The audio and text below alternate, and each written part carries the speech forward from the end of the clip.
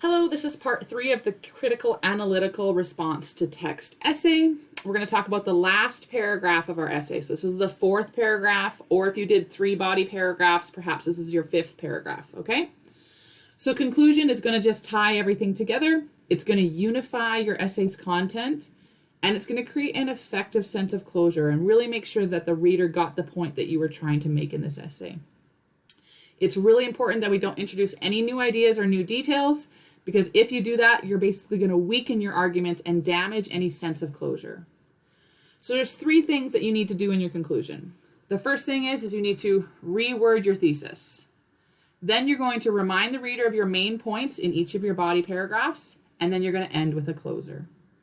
So rewording your thesis, you're going to restate your thesis using different words. So as a reminder, the previous thesis that was in the introductory paragraph was, not knowing a person well can lead to incorrect perceptions. These perceptions change, however, once one becomes more familiar with that individual. And so a reworded format of all of that sentiment is mistaken perceptions of others and poor treatment are often a result of not knowing a person well. So that's great. That's a really great restatement of what the argument it is that is being made in this essay. Then in 1 to 2 sentences, you're going to want remind the reader of your main points. So this person wrote, Jem does not show Boo Radley the respect he deserves until he has several opportunities to interact with him. Mrs. Dubas never knows the admiration that Jem ultimately feels for her after he learns the truth about her fight against addiction. So again, talking about Boo Radley was the first paragraph and Mrs. Dubas was the second. So this person's wrapping that up nicely. The last sentence of your conclusion is a closer. This is basically like your very first sentence, your motivator, where you were talking about the topic in a more general sense and how it relates to the larger world. You're going to do that again at the end. So this person has written, treating someone a certain way based on a preconceived idea or judgment may be common, but it is much healthier to spend time to get to know someone before deciding how to respond to them. So altogether, this is what your conclusion paragraph is going to look like. Your conclusion should be your shortest paragraph. It can be just 3 sentences.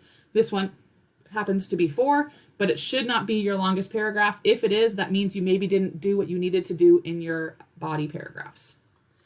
But before we get to writing a whole essay, we should always take time to outline and plan it out. This makes your writing process easier. Make sure you stay on topic. If you have all your ideas planned out beforehand so that while you're writing, you don't go off topic. So for example, if I was writing what I was going to do in body 1 or body 2, this person could just write this much. So, okay, I'm going to talk about how Jem has incorrect perceptions about Boo, but then changes. And in number 2, I'm going to write about how Jem has incorrect perceptions about Mrs. Dubas, but then changes.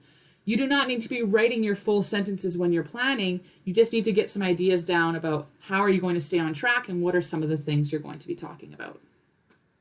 Okay? So I like to look at a bigger visual graphic organizer when I'm planning. So something like this could work really well.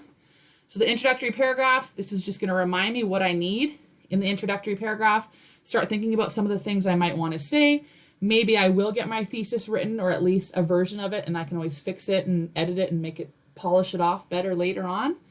And then body paragraph 1 and body paragraph 2. Okay, what is it I'm going to be arguing in this first paragraph? You know, what are some pieces of evidence, and then how does that connect to the topic sentence as well as to the thesis? And then for your conclusion, again, how you're going to restate your thesis in a new way.